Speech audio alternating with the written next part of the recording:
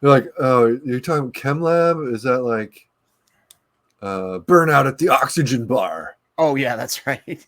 Yeah. And then there was like Unit 187 was another one, like, or like the whole like Van Richter movement of bands that like had that kind of vibe, like Testify, or who sounded like kind of like a diet screw, basically. Oh Like, boy, yeah, Monster Voodoo Machine.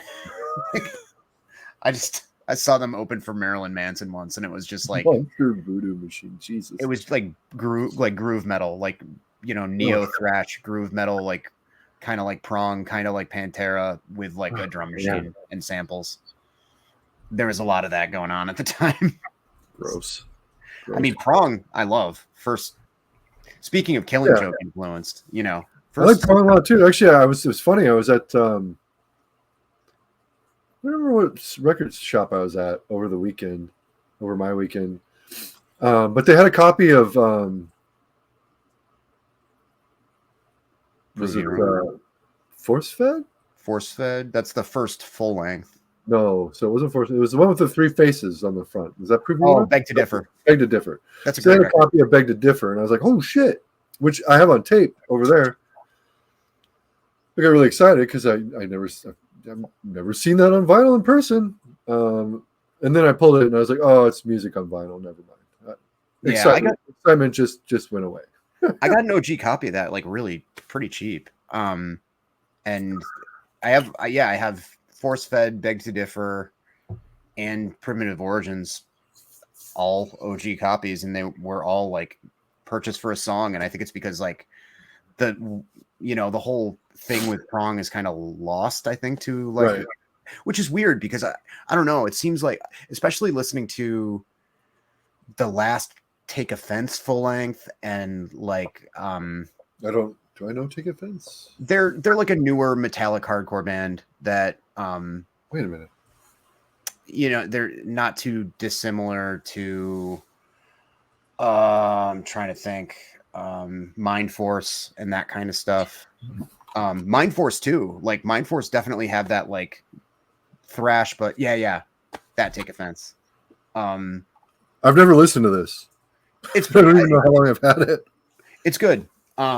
It to me it sounds a lot like kind of like modern, sort of tough, aggressive hardcore a la Terror, but also I like the artwork. I was like, yeah, that's why I bought it. I was like, it looks like hardcore. Yeah, it's kind of like Terror and Madball, but also a lot like Suicidal Tendencies, and like it's way thrashier than Terror. I saw it and I was like, okay, like I saw the logo with like okay, it's red and white, but if that were in metallic colors, like that would be perfect. That would fit perfect with the way the logo looks. It's not. Like, it's very close to Dead Heat in sound, but like less thrashy. Yeah, we got if anybody wants a download code, there you go. There you go, man. Go for it. Hit it up, flat spot. But yeah, there's no way in hell I can read that shit. Are you serious? Dude. Remember being able to read tapes? Like I don't even know if I could have read that when I was a kid. Come on, dude. Like, wow. Okay. That makes me feel real old, man. I'm sorry. I didn't mean to put you through that. It's okay. Anyway, that's funny you mentioned that, and I've had that sitting on the shelf for probably a year now. Yeah. Never put it on. Well, that one's really good. They have a couple of records on Reaper, and then they came out with this new one that Amanda's a big fan, and she was really excited for it. And it's way more that weird kind of disjointed, herky-jerky, like start-stop kind of riffing that seems to be like, I think of Prong and I think of the second Crumbsuckers record when I think of that kind of stuff. Did you get that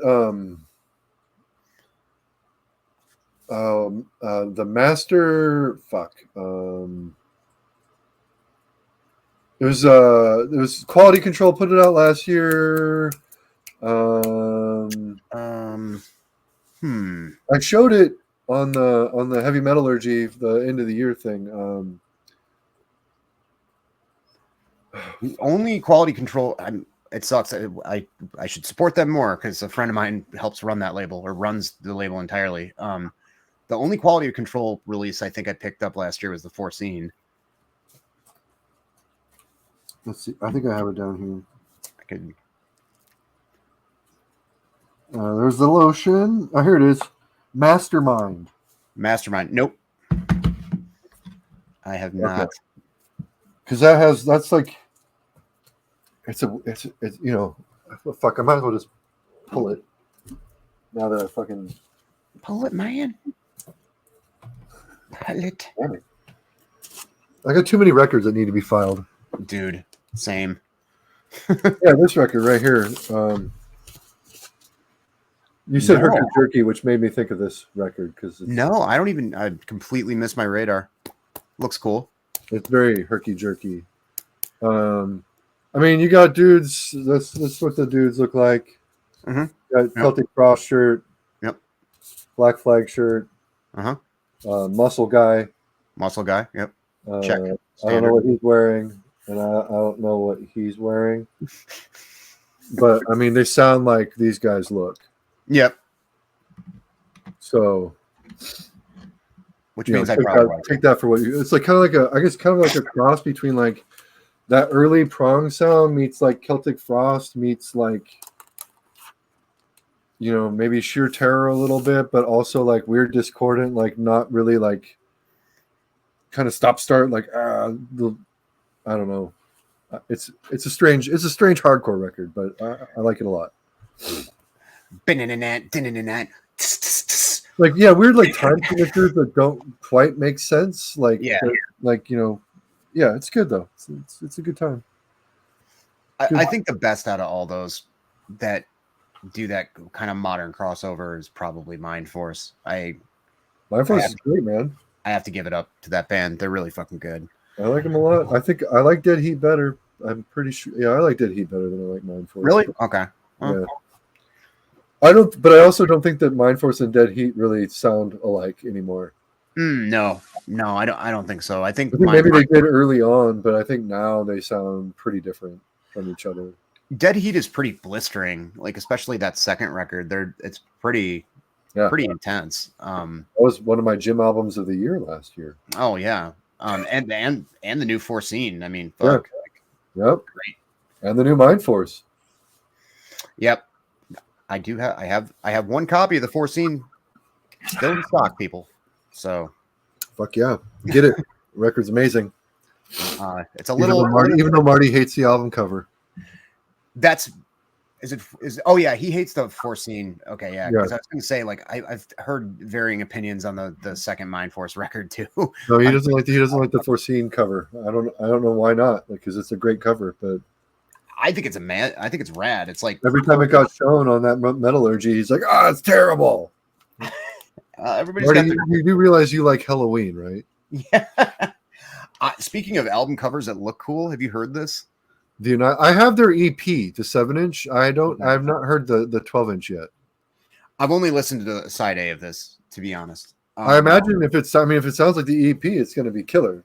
Yeah, it's not like complete noise blown out, but I've heard like comparisons to Life's Blood, and like, yeah, kind of. At least the rawness of the recording is definitely has that sort of hissy, trebly kind of thing that the Life's Blood 7-inch has. I'm going to be in Portland in 2 weeks' time, so I will probably be shopping at City Noise, assuming that they're open the day that I'm down there and available. See if they have it, because I scored a few choice things the last time I was there. Yeah, that looks like a great shop. Where I got that Savage Heads was at that shop, and so good. I got that fucking horror vacui that fucking Blackwater put out. Everything by horror. First horror vacui. What else did I pick up? Was it an Escorbuto LP that I picked up while I was in? They're really good too. Yeah, for sure. At any rate, I'm gonna go there and check. I still need to pick up that C4.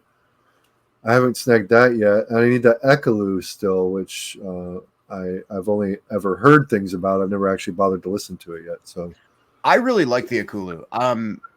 I think you'll dig it. Akulu's interesting. You know how there's like, we're living in this weird postmodern kind of era where there's entire, obviously we both know this, it's stating the obvious, but there's like entire genres that are based around one or two bands, you know? right, yeah. And Akulu is definitely probably the best example of like Cro-Mag's Best Wishes core. Oh, like, I'm getting into that. I like Best Wishes. I mean, I dig Best Wishes a lot now, but it was kind of an acquired taste for me, mainly because of Harley's vocals being the vocals a little extra. A little bit, yeah. But I like the record. I don't like Alpha Omega really at all. But, no, Alpha Omega has a couple of tracks, and I have a soft spot for that record because that was the first Cro-Mag's record I really owned, and I loved it at the time. But at the time, I was also super into Mordred and funky thrash. So, and I've kind of gone back to loving Mordred again. And I might need an MRI. I don't know. I know of your love of weirdo second-rate thrash. Like, I think especially the funky shit. I'll be concerned if you start fucking buying original presses of Infectious Grooves records. Like, no, I don't. I won't get. No, me and Sarsipius will not be hanging out anytime. But it's the plague that makes your booty move. Like, yep. I don't need to hear about that.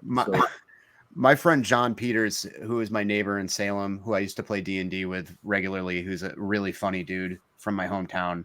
We used to joke about that shit constantly and just be like, the skits with Sarsipius, like whipped cream, put it all over your buffet. It's so fucking ridiculous. It's so lame, dude. Oh God, no. There's like a specific age of people meant to appreciate that music, and it's not our age currently. Right.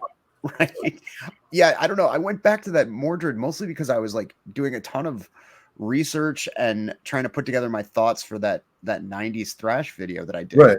And I listened to it over and over again, and I was like, okay, I just like Falling Away because that's just a straight up thrash song with turntables, and it's awesome. And then I was like, you know what? This song's pretty good too. You know what?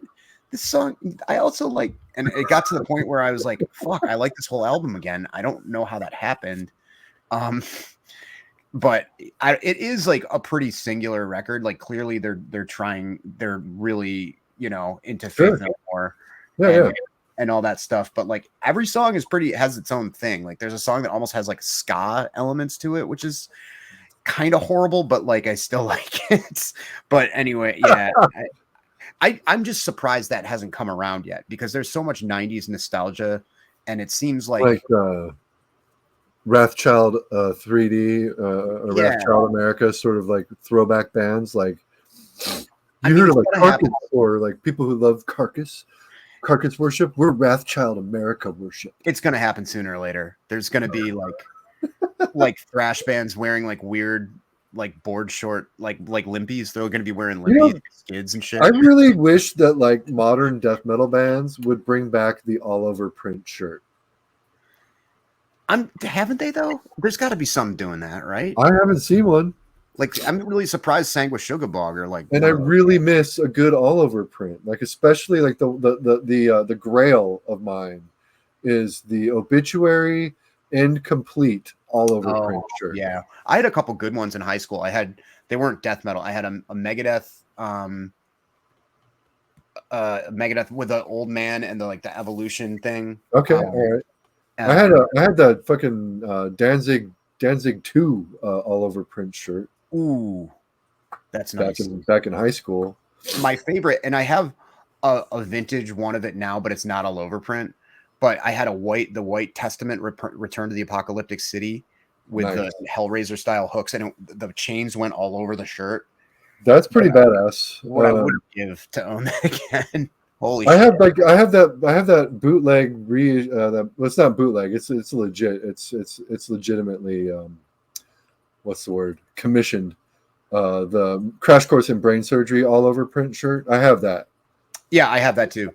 Yeah, I got it because I was like, I don't want to be a copycat, but that's a badass shirt, and I need it too. Yeah. I definitely, and now, I mean, I bought it as a large, so it's kind of big on me now because Yeah, mine's an XL, and now it's like, dropped oh a few fuck, I'm lbs. But swimming in this thing now. Like, kind of sucks, but it is what it is. Oh shit! I said it is what it is. Yuck. what's this? Worst You know, phrase.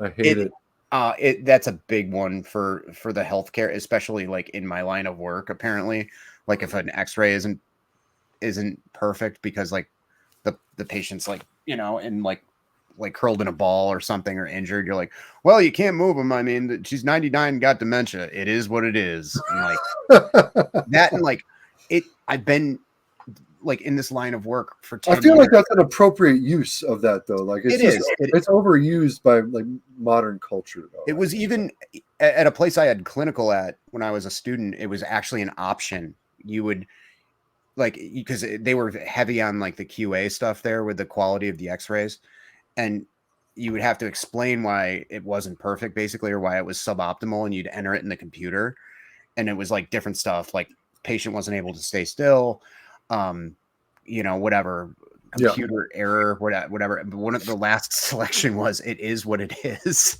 Like it was an official thing that you put in. It was That's good. Pretty funny. But that, and I legitimately hear at least once a week still someone say, just living the dream.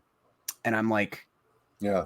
Please think of something else to say. But yeah, like, man, all over print shirts. Like Sangwa Shugabog should get on top of that, or maybe Frozen Soul or Undeath. Yeah, any of those. Any of those would be fine. Give us a good all over print again. Yeah, those stoner skullet guys and blood incantation, right. Or bring back the reverse tie-dye shirts, like instead of making me have to do them myself, like in a bucket with some fucking bleach and shitty plastic gloves. I made a whole bunch of those, and then I was like, I don't know. These are all from like AliExpress and they don't fit well, so they're gonna go in a drawer. I have one that's still like I can still rock because it's not too huge anymore, and that's it's a discharge one, but that's like a gym shirt at this point. So I'm not going to start talking about gym clothes here on your. I have a really great bolt thrower one that like I bought from. It's a bootleg. I bought it from I think a punk record label in New York. I think it was Roach Leg Records or something. But it was like a cartoon from like, I think a flyer or something, but it's the old bolt thrower logo, like the original one.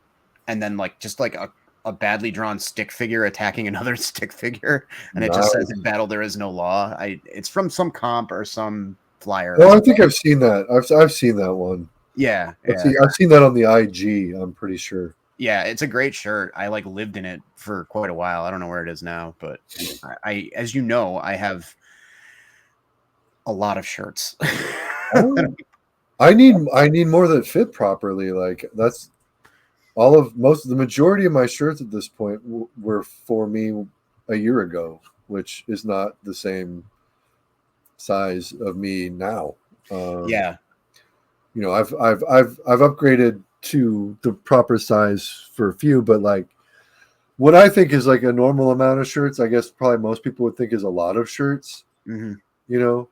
And like what I think of as like not very many shirts, probably most people think of as like a normal amount of shirts. So I don't think I have very many shirts that are the proper size, but most people probably be like, you have plenty, sir.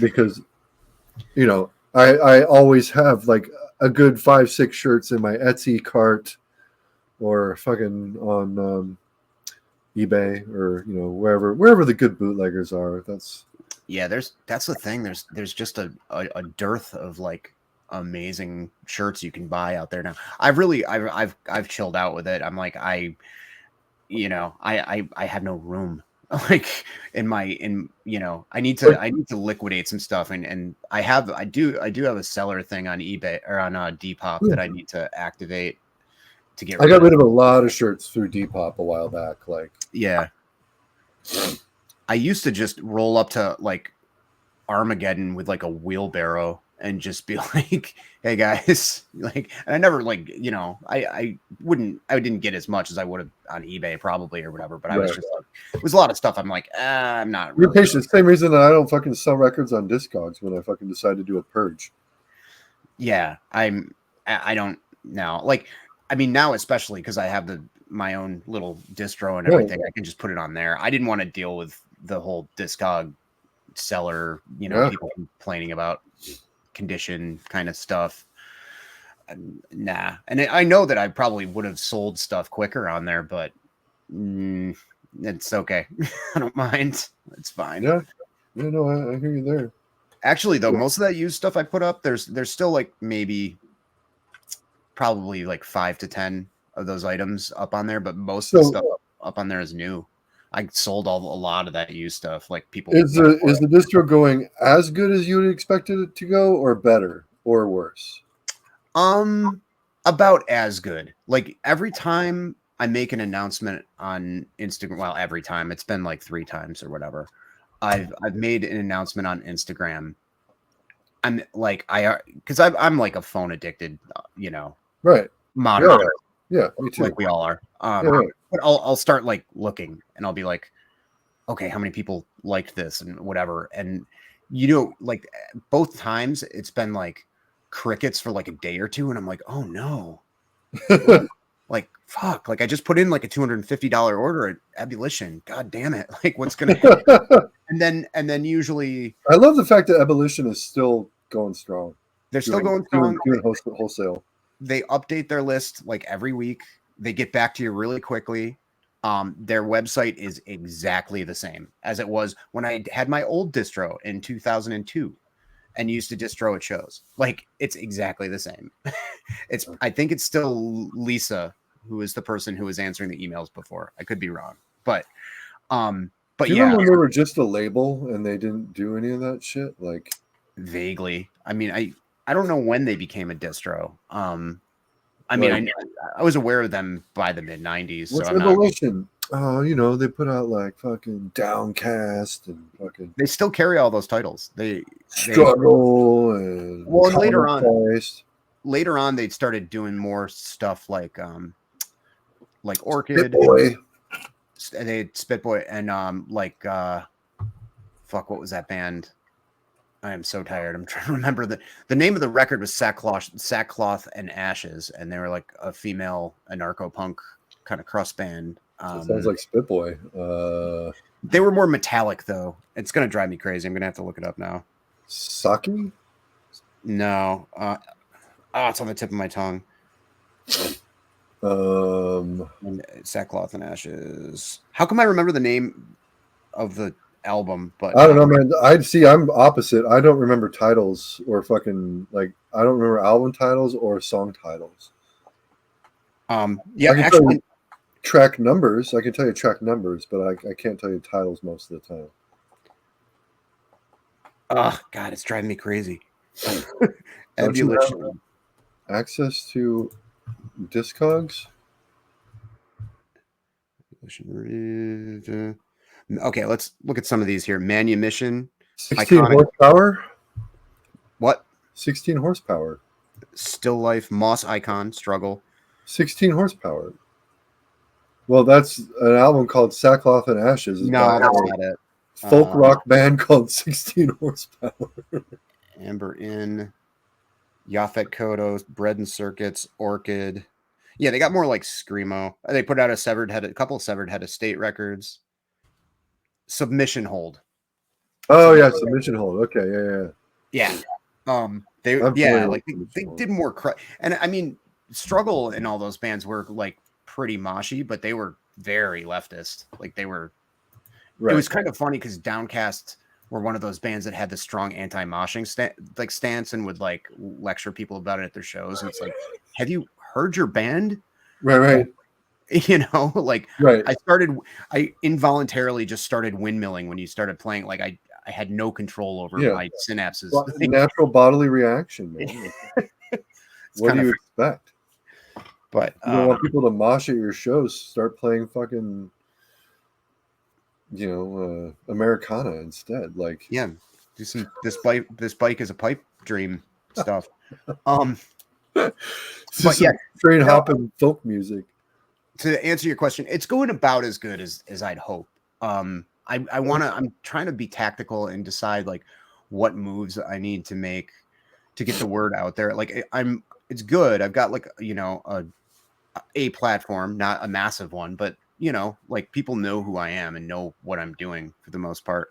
I want to make some flyers and like probably bug Ignacio from Caligari to see if I'm like, can you throw these in with your orders kind of thing? Yeah, and like man. maybe a few other people. Like that's probably going to be my next Good idea. Hit up Dylan over at Headsplit. Yeah, him too. Sure he'd probably put some flyers out for you as well. Yeah, there's some smaller. I've been in touch with some smaller labels like Nameless Graves, Rotted Life, and been trying to deal with them directly. Ebullition's a big net. I mean, they carry almost everything. It's like fucking Blackwater in Portland, dude. They have all those, those flyers that you get with like the NWN orders and whatnot. Mm-hmm. Like, yeah, the postcard that shit like on the counter by where you check out over there. Yep. So, like, I'd hit them up too. Like, but yeah, like basically, I've been ordering from Ebullition weekly and making my money back, and that's at least you're breaking even. That's I mean, I don't think most people do that, right? Like at least roughly, I might be losing a little bit or gaining a little bit here and there, but that's awesome. And that's good. That's the deal. Like the whole idea was, I just wanted to do something like some kind of project. This guy, Punchy, thinks that's awesome. Hey, Punchy, thank you. I appreciate that, man. I realize that for a 46, nearly 47-year-old man, I have way too much Hawaiian Punch memorabilia around here. Like, I mean, I don't think so. It's a thing. Well, you're only seeing the one. That would be scary if like you turned it around and it was like your bed, just Hawaiian Punch, just Hawaiian Punch stuff. Punchy's a badass. Come on, he is a badass. No, that's awesome, man. That's one of the things I've started to like, starting to try and think about is like my exit plan, as far as like once I hit a point where like I have a comfortable savings, I'm basically planning to blow it all and go into business for myself, doing what I want to do. Right. So that's one of the things I'm trying to take into account as far as like where I relocate to is it needs to be a place where there's like a call, like room for what I want to do outside of just my regular work. Like I'm not going to get too into detail because I don't have like a fully fleshed game plan at this point, but I have an idea. I have a pretty good sketch. I had a game plan. I was all set. And then shit happened, and business partners bailed, and it is what it is, as they say. Yeah, life has a tendency to be a motherfucker. Yeah. Well, and that's the thing is like I want to do the distro thing for a couple of years and see how it grows, and see how it works. And Raleigh is very competitive for record stores. There's tons. Are there really that many? I mean, because when we were there, or when I was there, and Aaron, Male Theologian by extension, we went to Sorry State, which ruled. But then the only other place, because that was the only place we went that day, and then the next day we had brunch, and then me and Aaron took off. And we went to School Kids Records, which is really I went there recently. One of the more disappointing stops that I made during that trip. I don't want to trash talk it, but I'll say this. I mentioned it, I think, in a video, and Alan went to school here, Alan Coulson, and he was talking about like how he'd do a circuit, and I did a similar circuit. I'm sure you probably have too. I used to go down Mass Ave from Cambridge from Harvard Square to Central Square, and there were like 3 or 4 record stores. There was Second Coming, which was the best, that was like run by a punk dude, and then there was Looney Tunes and a few more. He was talking about going from Nice Price Books, which is a pretty fun place that had pretty good stuff a lot of the time. That's in the Raleigh area? Yeah, it's near one of the universities, and It's not just you. I like it because it's like almost like bric-a-brac. Like it's centered on records, but they also have books, graphic novels, VHS tapes. Like it's a lot of cool stuff to paw through. They have, they have like modern represses and like a metal section that's like a lot of relapse stuff, but Right. they get tons of used stuff in that's like pretty cool. I'm like, oh, the Captain Beyond with the lenticular cover. I want this so fucking bad, but it's just a little bit more than I have money for right now. But then he mentioned going to school kids all the time, and I was like, really? Because I went there. It was a big store, and that was kind of cool that it was like felt like an old timey, like large record store. They had a dedicated metal CD section that was like pretty huge. Like it was like 20 feet long, but yeah, that one. But I couldn't find anything that tickled my fancy in all those metal CDs. Dude, when we went there, the only 2 records they had that appealed to me whatsoever were in like a sea of like just like nothing. They had Dr. No, This Island Earth. Yep. Which I would have bought if not for the fact that they thought it was worth $125.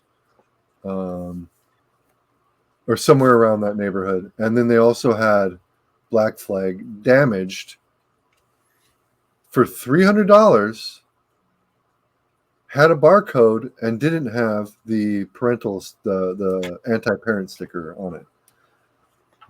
So for all intents and purposes, could not tell why that copy of Damaged was $300. This is one of the things I bought this and one other thing that I don't even remember what, but this tribute to Anti-Comics? Yeah, $10. So that was my one. Well, that's a fucking deal, man. Shit. Yeah. So I mean, whatever. Like, it's weird. Like the place was like pretty much empty. There's like beer taps that looked dusty. Beer taps? Yeah, there were beer taps there. And the clerk was like, I mean, at least it was the traditional record store clerk who clearly didn't want to be ringing you up or like acknowledging your existence in any particular way. That brought me back to, Yeah, that was the other thing when we were there. There was one guy working. He was talking to like 2 girls that did not work there while we were there, and was not at all invested in paying attention to the customers in the store, which was fine. I was like, cool. Yeah, I don't know. I got weird vibes from the place. Yeah, and Sorry State is great. I have no notes. Like Sorry State's awesome. They're punks. They're definitely a punk vinyl. Right. Yeah. Centered store. Their rock stuff is good. They have good jazz, I guess, too. And they're set up a lot like that Singles Going Steady in Seattle. That's kind of what that's the vibe that I got when we were there. It's a cool spot. I've gotten to know the dude from Scarecrow and now Public Acid, Jeff, who works there a little bit. I went to see Public Acid 7-inch. Yeah. I still haven't heard them. I know they're good. I haven't gotten around to checking them out.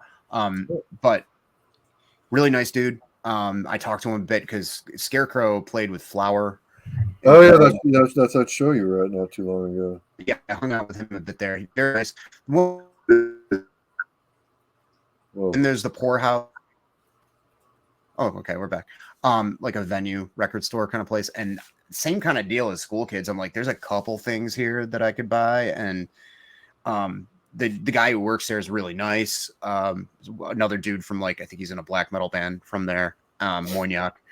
Really, but again, like maybe it's just that I have such refined tastes that I can't find anything. I found a few things at the Poorhouse. Like I got like that Red Sea 00 split bootleg. That was pretty cool. And some other stuff there, but I don't know. Like, I guess after dealing, after so many years of shopping at Armageddon, I'm like a little bit spoiled, I suppose. And Sorry State's the only one. But Sorry State, though, and this isn't a criticism, it's just, I'm sure it's a decision that they went this way. Like, they have tapes, only demos of like newer punk bands, which is cool. They have some used tapes, but like not a ton. And they're always very fairly priced, and I've gotten a lot of good stuff on cassette there, but not a big selection. Their metal section is cool, but but it's a lot of like represses and stuff. There's nothing that's really I knocked my just feel socks like off. that's like you're describing every metal section at every record store, really, for the most part, unless it's like a Yeah, niche type store. Armageddon. Right. Both, Well, Armageddon's a niche type store. Like, yeah. you know, you'd say the same thing about like Singles Going Steady out here. It's a Yeah. niche store. That's why they Right. have like an exceptional crust and fucking metal section. Like, you know, not really a lot when it comes to just like regular old rock and roll or like pop. Right. Sorry State does have like a fair amount of cool metal that's used, but they have a whole used section that's like metal and punk. Right. So you gotta kind of paw through it. I think my point is, I think if I were to open a brick and mortar, in who knows if that'll ever happen, but if it were in a couple years or whatever, I would definitely like cater to people that wanted to buy stuff on CD, and we're probably more into a little bit more in tune with like what's going on with like modern death metal and stuff like that. Like they carry, I think Sorry State does a pretty good job of carrying that stuff, but it's not their specialty. Like they're really good with like punk and hardcore and psych and all that stuff too, really. But you know, I just, as far as like something that I could at least bring to the table that would be different, I think that would be it, you know. That'd be cool, man. And there's also like, and it might be for a very good reason, but there's nothing like out towards me and the burbs anywhere for that sort of thing at all. Like there's no, and there are plenty of independent businesses out this way, but there's no record stores. So you gotta cater to the suburban dads that want to go record shopping too, man. Well, there's a pretty cool mall that it's a smaller mall, and it's mostly independent businesses. It's like there's a comic book store, and there's like the Geeks and Gamers Tavern where you like can get booze and like play board games. Like there's one of those places, and you know, an independently run coffee and ice cream place, and it's whatever. It's mostly like outdoors kind of mall, and I've been wanting to see if they have any storefronts open because I think that would be like a good spot for that. But again, there's the simple matter of capital, which I don't have, and everything else. So you know that's all way on the back burner right now. I'm just trying to figure out some potential releases for first to be a tape label, and then you know there. So that's awesome. And there's a few things in the work that I told you about. I don't want to announce it in this video because I don't want to jinx myself. But hopefully there will be some things coming down the pipeline, like maybe by summer. They don't need to know until it's time. Yeah, exactly. Or they may not. They may not happen. Who knows? Hopefully they will. But it's all in your brain. No, I'm not one of those people. You can't just will something to happen. It helps, but it doesn't make shit happen. No. But I'm not one of those toxic positive people. Yeah, toxic positivity. It is a thing. It is a thing, dude. I hate it. I hate it. Like the people who can't just let you be in a bad mood. They like always have to like. Well, at least no. Like just let me be in a bad mood and just listen. I don't need you to bring me up. Like that's not the point of this conversation. Like I'm not always. I don't want to look on the bright side. You know, like sometimes it's therapeutic to be negative. Yeah, it's okay to not be okay, man. Right. Exactly. Yeah. Exactly. Anything special planning your next channel update or anything coming down the pipeline with that? Or oh man, I don't know. Like I'm in that one of those zones where like I'm just not really like I haven't been feeling the channel since the last update. Engagement on my channel is really tapered like a lot. Yeah. Which you know I would do the channel regardless, like really, but like it gets frustrating when like I've been at it 8 years now almost since 2015 is when I started the channel, and seeing these other channels that have popped up in the meantime that have like amassed more engagement and put in less work, it's kind of frustrating a little bit. Oh yeah, for And I'm sure. in one of those points where it's just like, you know, like I don't really see the point in continuing because there's so many channels now. Like there's always new channels, right? But I feel like right now specifically, there are a lot of new channels. And it's like when I try to think of things that I enjoy doing when it comes to content, it's funny, like the stuff that like I spend the most time working to produce and like putting time into making a video, like a good video, those are the ones that like do the worst. All That's people want to see are like collection updates and fucking rankings and yeah. you know, like not I'd say unboxings, but nobody wants to see those really on my channel either because I did one. It did shitty. Yeah, the unboxings have gone way out of favor for whatever reason. You could do, you know, the really annoying thing and like write a really shitty script and pretend to be an expert on something, like an authority, like 10 sick, you know, crusty grind records that are the grind 10 sick, crusty grind records. But like I am, you know, I don't want to sound like I'm a little full of myself, but like I feel like I am kind of a little bit of an authority on crust. Oh, and that's the thing is that's the thing, and I, you know, and also, like, that's like I mean, I am always feel a little weird when people are like, dude, you know so much. Not that I don't think I do. Right. I think I know the appropriate amount about music for somebody my age that's been paying attention for that long. Me like, too. Like a lot of stuff I'm just discovering, like anything other than beginner level D beat, I've only paid attention to for the past like 4 or 5 years. And I had like Brian from Drop Dead popping in to my comments and being like, hey, Disaster wasn't actually the first band to be worshiping Discharge. It was Discard because they recorded a demo in 86, but it wasn't released until 90. And I'm like, okay. Thank you, sir. You know, and, you know, you're always learning. And that's the thing. I don't feel comfortable with people. Like there's a really nice dude. I don't have any engagement on Twitter whatsoever. I don't tweet often. It's always been a cesspool. It's even more of a cesspool now. And you know why. But there's a handful of people on metal Twitter. And there's this dude, Andy, who's an absolute sweetheart, British guy. And he is always like retweeting stuff and like, you know, being like, can't wait to watch the new Ground Zero Salem video. He's an encyclopedia of metal. And I'm like, dude, no, I'm not. Like, encyclopedia. I'm like, I do know a fair amount about niche stuff, but like there's I like black metal. I'm like, I don't know dick about black metal, like, you know, other than the certain, like, fair enough, like, you know, the first wave in South American, I know about, you know, but, and some of the you know, the second wave stuff, but like when you start getting into really weird shit, like I have no idea. You know, I'm not an encyclopedia of much, you know, like certain things, but then you get, and I'm not going to name any names, wouldn't do that. But then you get certain other folks that are just like, that present themselves as an authority and have a certain editing style and, you know, a certain quality to everything that they're pushing forward. And it's just like, there's something in the algorithm, there's some kind of clickbait about it where it's like, you need to hear these 10 albums, you know, like I just want to talk about music. And I understand that that's not going to garner as many eyeballs and as much engagement, but I'd feel really weird. It's like that much into lying about something, you know, like, so like I'm gonna name a name because I'm just thinking right now. So like Vinyl Richie, love Vinyl. Okay.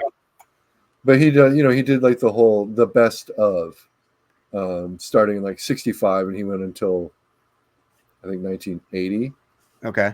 He did a 1981 one pretty recently, but like he stopped saying the best of and he's now saying his favorites. But like I don't feel like I'm a big enough authority on anything of what I listen to say these are the 10 best records of this sort to exist in this time frame, period.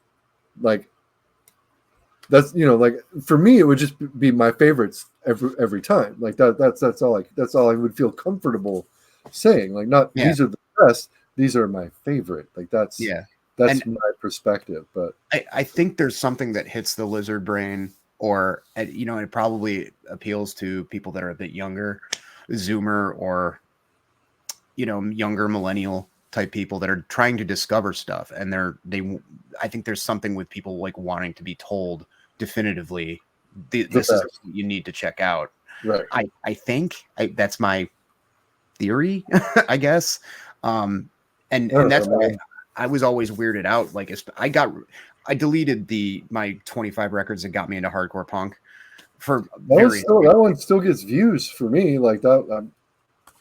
That's like one of the top viewed videos on my channel. Like the death metal one, the black metal one. Mine got a fair amount of views, but there are certain things about it that I was like, because I got more people, and for whatever reason, it seems like punk fans usually aren't like this, more of a metal fan kind of thing, but apparently not. Like there's so many people that are like, Suicidal Tendencies should be on this list. No, that'll be your list, not mine. No. I'm like, well, look, like I love Suicidal, but they, I had my reasons for them not being on there. I'm like, they didn't introduce me to hardcore. Like I got into their hardcore stuff when I was already down that path, and I don't really count Lights Camera Revolution because it's more of a thrash metal record and blah blah blah blah blah. Lights Camera Revolution, not a hardcore record. But I also, I mean, whatever. That logic doesn't make any sense because I had Thrash Zone on there, so whatever. Right. But it was supposed to just be gateway bands, and like there was some European dude that got on there and like argued with me incessantly, and I was like, dude, this is not me telling you what hardcore is, or me saying this is my personal stuff. Like this is what got me into hardcore. I got into it through the first Earth Crisis 7-inch, DRI, Thrash Zone, AF, Victim in Pain, like these records.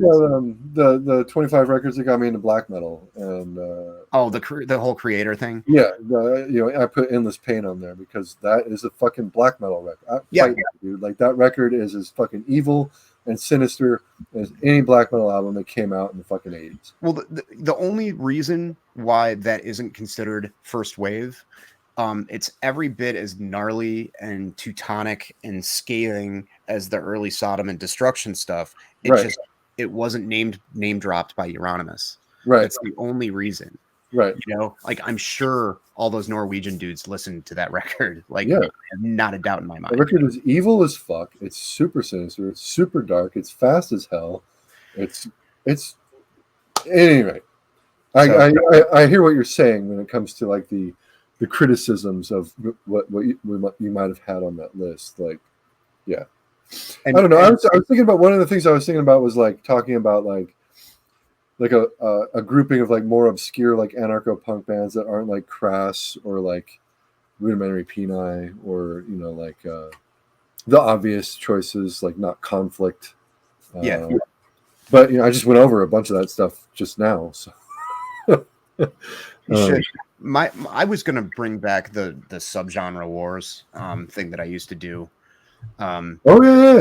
Because I always thought that was a cool enough concept. It wasn't like too weird. I thought, it was like right. No, I remember that series. That subgenre I was really into, and one that I was just sort of a fan with. And where did they meet in the middle? And this was gonna, although that's another thing. Like along with D-Beat, I've been really appreciating more and more anarcho punk over the years. It used to just be Subhumans, of course. The first Crass record. By the way, if you don't have it. Rudimentary Peni. That was it, pretty much. If you don't have them, plural, I want to say is it Southern Records is reissuing all of the Subhumans stuff. All the Subhumans material. Yeah, actually, speaking of Ebullition, all of it's already up for pre-order on there. I have Day the Country Died, Time Flies Rats, and EPLP. I used to have all of them, and then 3 of them were left in the back of my car and melted. I have, let's see, I've got, I have, what is it, 2020 Split Vision? I think I have that one. They're all great. Every single record. And then I have Time Flies Rats, and that's all I've got for OGs at this point. I'm definitely. I have some on tape too. I have Worlds Apart on cassette and 2020 Vision on cassette. But I pre-ordered The Day the Country Died because I haven't had that in the collection for a while, and I need that shit. But I'm certainly going to be carrying at least a few of those in the distro when they're So yeah, that's one of the things that's been on my mind is to talk about some of that stuff, and then another one is to talk about a couple of Yugoslavian fucking new wave bands that I've been liking a lot, like, but like, how big of a fucking crowd am I going to draw with it? Yugoslavian new wave / post punk, like. You got to sneak. It's like a bill in Congress for like, school lunches or something positive. You have to like sneak it in. You know what I mean? Like, under like giving oil companies more money or whatever. You got to tack it on the end. You're like, this is like the shit that like I get stoked at, like, like I get just as stoked about that kind of stuff as I do about like weird like South American fucking metal. Like, yeah, you got to be like, have you guys heard the new whatever Sanguisugabog? Nothing against Sanguisugabog, but something really popular, right? Check out my Sanguisugabog review. By the way, have you heard Zopsk Detector or whatever the fuck this stuff you're listening to is called? That might actually be a band. I don't know. Yankee Blue Jean Diode Twister or something. I don't know. Yankee Blue Jean Diode Twister. That if that's not already a band, then it will be. I am very tired. Like, we've been at this over 2 hours. I think this is the longest one that you've had so far. Yeah, I should probably wrap it up soon. I might even. I was just thinking I might even make this a 2-parter. I might edit it into 2 and do 2 Mondays in a row, something like that. You do what you need to do, man. I don't need to occupy 2 of your Mondays. You could just edit it down to be short. I like the flow of the conversations. I don't really. I if I do put these in podcast form, I will, trim them down and right. That kind of thing, because that's a purely audio experience and stuff. Yeah. And I think the sound quality has been good enough on all of them for that. But that'll be another project, another thing I might do a little bit down the line. Eventually, I do want to just do like a podcast, because I'd like to get back to it. I've thought about it, but like, I like the idea of doing a weekly podcast with like 1 or 2 other people. I think it's because I'm such a big fan of like Junk Food Dinner and Kissing Contest when it was around. Now, First 7-Inch Club. There's a bunch of punk ones that I really like. I really like Demo Listen and Kings of Punk, and I listen to these and I'm like, I don't know if I can be as charismatic and funny as these dudes, but like, right. Like it would be like cool to do. Like I definitely appreciate. I think what those guys do, and they make my drives back and forth from South Carolina a lot better. So I think it's some of my favorite like high definition episodes, and I think some of those were really good. I didn't have the steam necessary to do all the promotion. It's a lot of work to get listeners, man, and then on top of that, coming up with content when it was just me doing it. Like, it's just.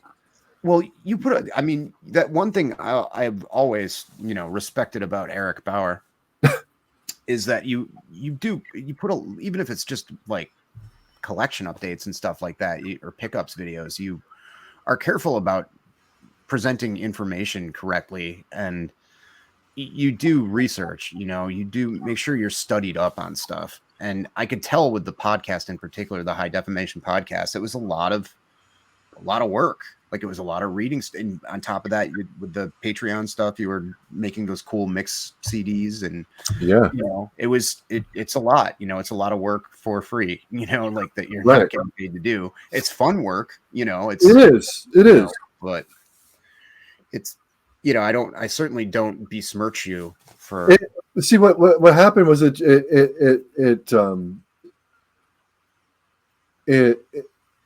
hit that barrier where it became work, right? Right. When I started, it was fun. It was fun.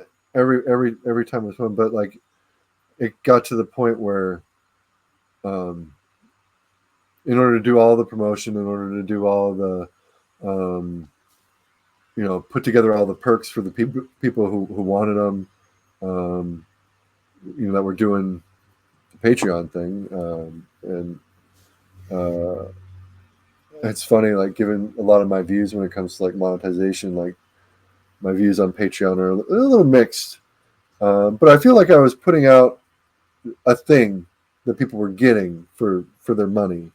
Something tangible. Yeah. So, but even more importantly than that was just doing the podcast, and it was just like that. It just turned into work. It turned into Yeah. something that, Like I'm a was no little longer fun.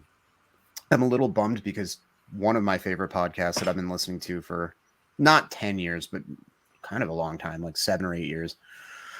And it's funny because I'm not like you and Simon. I'm not a huge cinephile. Like I do like movies and I do have a decent sized collection, but in terms of like having, I've seen VHS movies.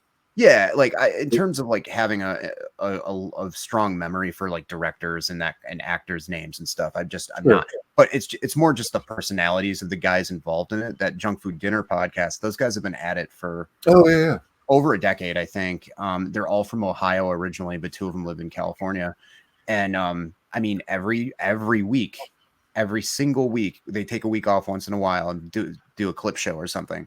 But every week, it's the 3 of them, 3 movies, hashing it out. Like, it's like almost 2-hour long podcast. They have a big segment in the beginning with people calling in, and they talk about the news of the day with stuff coming out on Blu-ray and DVD. They have a really good banter. They're all very funny. And they're going to be doing it week or monthly now, and they're going from monthly to weekly to monthly. Oh shit. I forget which guy. I think it's Kevin, is just like, look, man, I love doing this. I love these guys, but I've been doing this forever. Right. Every week we all have to watch 3 movies, find time to watch 3 whole movies. Oof. And like take notes, do research. Yeah, man. And like it's just not fun to have to do this anymore. Right. Like, I still want to do this, but I just don't want to do it as much. So, he's like, the other 2 guys are going to do something on this, the pod feed or whatever under a different name probably. But we're not going to be doing Junk Food Dinner every single week anymore. It's like time to slow down a little bit, especially because as far as I know, they have a Patreon and they have a decent like viewer base, but I don't really, I mean, they all have jobs. It's not like a Joe Rogan or Mark Maron or something, they don't live off of it. That's for sure. I know Parker, one of the other guys, like works for a newspaper, and like, I don't know what the other dudes do, but, I'm like, I get it. Like, I definitely get it. It's like the easy thing about doing a YouTube channel. I mean, granted, your engagement sucks if you're not, on top of it at a certain time every week, which I'm not, you're not. Like a lot of people. I mean, I'll get to the point where like I'm consistent, and then that's like my drop off point. Yeah, like, yeah. Like, hey, I've been doing videos once a week for like the last 2 months. Oh, time to take a 2-month break now. Like, like that's just. Yeah, that's how my brain works. There's always something with me getting in the way. Like, it sucks because it's ending. Like, I have to work full time pretty soon because we had to replace our roof, and money's just getting tighter and everything. Yeah. But like for the first like 4 or 5 months that I lived here, I was just working PRN. I was just picking up shifts whenever I wanted. Sometimes like not working for a whole week. Sometimes working 5 days a week or whatever. But, and then since maybe about 6 months ago, I've been solidly working 2 12s and then whatever I wanted outside of that. Now I'm like, I should probably pick up another shift permanently, or, figure out somebody's leaving at my job that's there during the day. That's like full time. So I might go after that, and, I'm kind of kicking myself because I probably could have put more into the channel while that was going on. I did end up, you got like a family and shit, man. I do have a family, and I also I didn't drop out of life. I dropped out of life except for my family, to play Elden Ring for 3 months straight. Yeah, Elden Ring. My life got eaten by Elden Ring. There's going to be DLC for that soon, probably. I'm going to guess this year. I would say probably summer. DLC? I'm not familiar with that term. Downloadable content. Oh, okay. New content, new stuff, new bosses, new missions, new areas that you can go. That's what a terrible modern gamer I am. And my wife works in the industry too. I'm like, what? She works for the game, which I won't mention. That is very, very popular for that kind of stuff too. I know. That's I'm funny. aware. I'm like, DLC. That's like extra content, man. This is additional content that comes out after the fact. Yeah, well, that'll be cool. I mean, I've kind of broke the spell. Like the family got a Steam Deck for Christmas, and I started up a new character just to play on that. That was a prisoner character, you know, the Iron Mask and stuff. Yeah. And started from the beginning again, and like I enjoyed it, but like I didn't feel that drive to like keep pushing and pushing and pushing, even though I keep getting killed. I just kind of like I went so hard that I just have no desire to go back to it. Yeah, like it's cool. I mean, it's an amazing game. It's a lot of fun. I'd rather revisit like a Dark Souls game, like or Demon Souls, you know, again, or you know, fucking Bloodborne. Bloodborne. Yeah. Sekiro, Shadow Sacrifice. Oh yeah. I tried playing the, you know, prettied up version of Dark Souls 1 that's available on Steam, and I'm like, this is too hard for me. I like Elden Ring because I can get stuck somewhere and walk somewhere else. Do Demon Souls. The Demon Souls, assuming that it came out for PC, and I think it did, the Demon Souls remake is pretty accessible when it comes to the Dark Souls titles. Like, it's one of the easier titles in that series of games, in my opinion. I think you mentioned that to me before. What's funny is after I kind of was like, okay, I got really far in Elden Ring, didn't beat it, but I'm like, all right, I'm not going to even face I'm not even going to face Melania. I'm not going to get my heart broken like that. I've seen enough gameplay videos of people trying to fight that fucking boss. Yeah, exactly. I was like, you know what? You know what's fun? You know what I played like a bunch 4 or 5 years ago, like when Griffin was little? Elder Scrolls. Why don't I play Elder Scrolls? Yeah. And I downloaded whatever the newest one is, and I'm like, this sucks so bad after playing Elden Ring. Like, it doesn't suck. It's fine. It's just that real, like, you know, that just OneSoft really just knew what they were doing in terms of like showing and not telling, and just everything looks so beautiful. Mm-hmm. Just that kind of like more busy, crowded. Here's the map compass thing at the top, like, you know, it's not Bethesda that does Elder Scrolls, is it? Whatever. Yeah, it's Bethesda. Yeah, it's Bethesda, or it was Bethesda. Bethesda. There's like a whole thing with Bethesda now that they're a shitty company for starters, like shady people. I've been told that. Yeah, but I think Microsoft absorbed Bethesda at this point, so they're taking over all the publishing rights to all Bethesda stuff, if I'm not mistaken. But I'm not an Xbox guy, so that means that anything related to that, I'm gonna have to miss out on because I'm a PlayStation guy when it comes to video.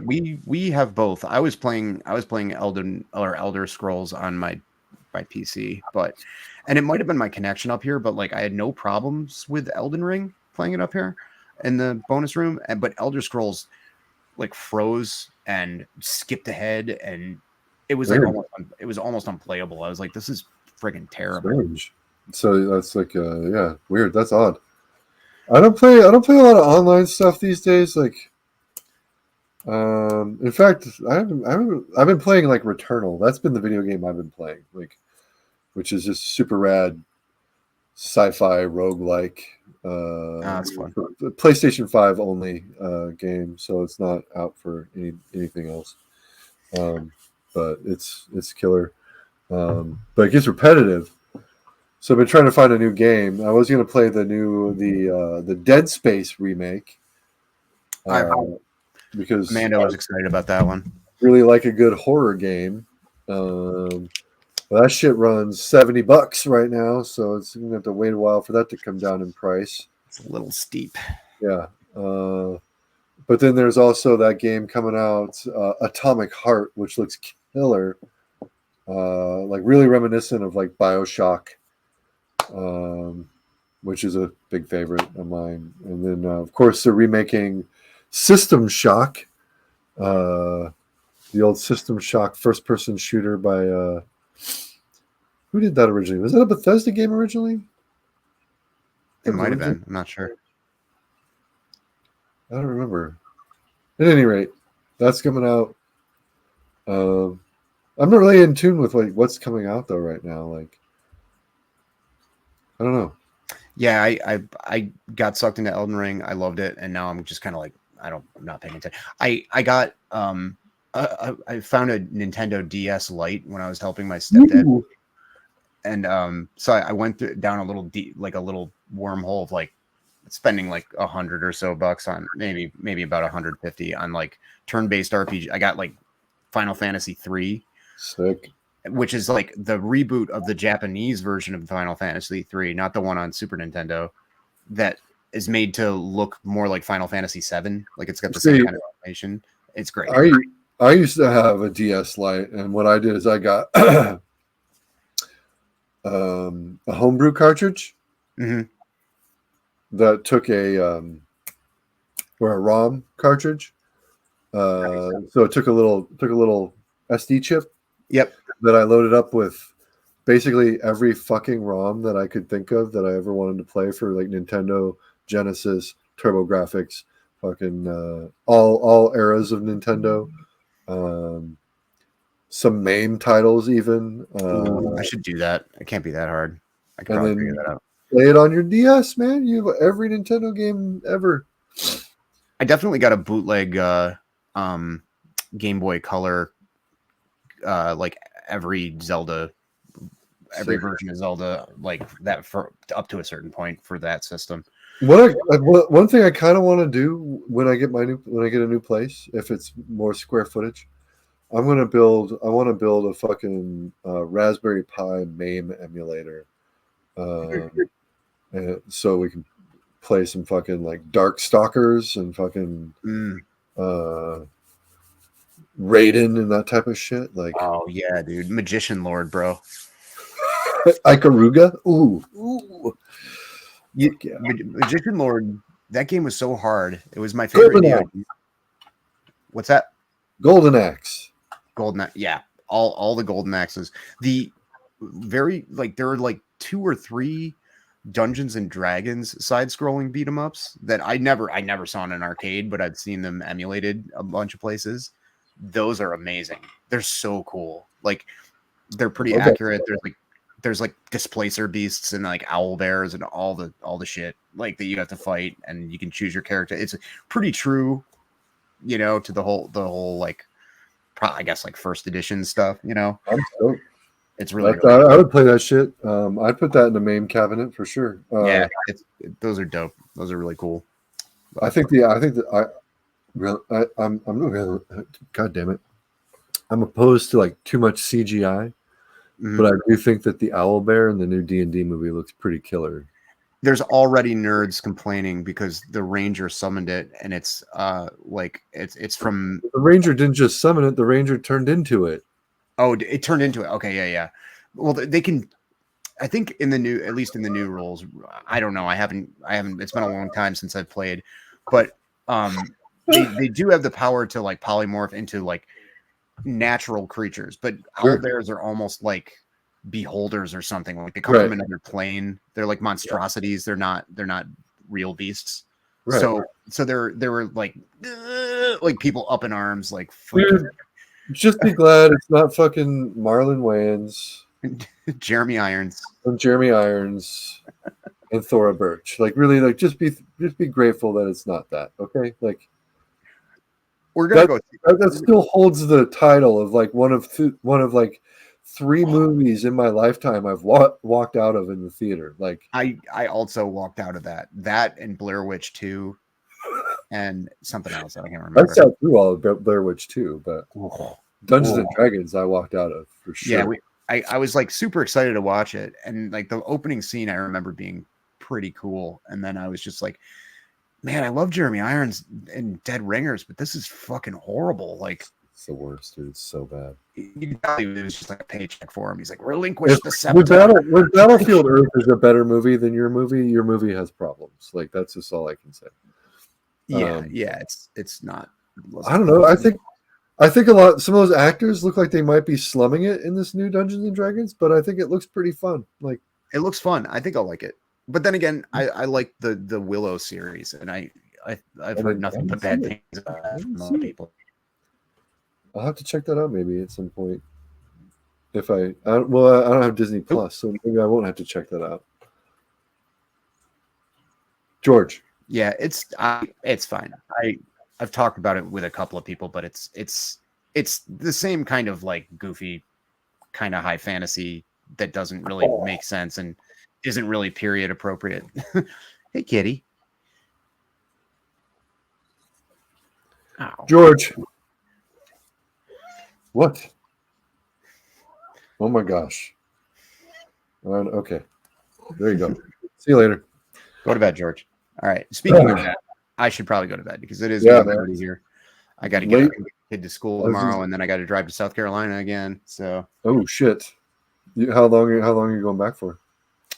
Just a couple days. I have to work on Thursday, so I'll be back Wednesday. Well, things are stable there. I'm just popping in to help out. So.